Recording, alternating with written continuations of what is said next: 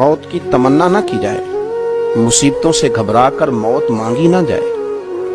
نبی پاک صلی اللہ تعالی علیہ وسلم نے فرمایا مصیبتوں سے گھبرا کر موت نہ مانگو، اگر تم برے ہو تو پھر بھی موت نہ مانگو، ہو سکتا ہے اللہ تمہیں توبہ کی توفیق دے دے، اور اگر تم نیک ہو تو ہو سکتا ہے اللہ تمہاری نیکیوں میں اور اضافہ کر دے۔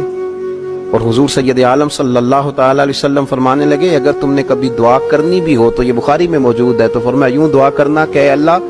جب تک میرے لیے زندہ رہنا بہتر ہے مجھے زندہ رکھ، اور فرمایا کہ جب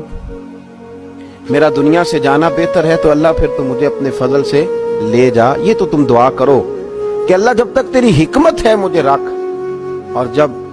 تیری حکمت کا تقاضا میرا جانا بہتر ہے تو پھر تو مجھے لے جا، لیکن مصیبتوں سے گھبرا کر خوف کھا کر، یہ مسلمان کے اندر طاقت ہے۔ دیکھیں نا لوگ گھبرا جاتے ہیں، بڑے بڑے امیر ملکوں کے اندر خودکشی بڑی عام ہے، اس لیے کہ وہ گھبرا گئے،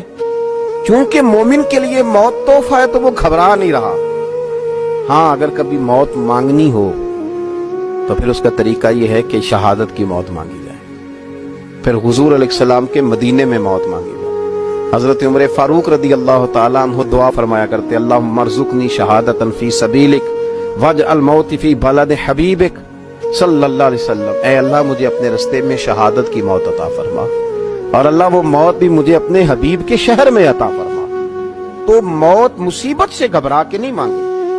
بلکہ عرض کریں کہ اللہ شہادت کا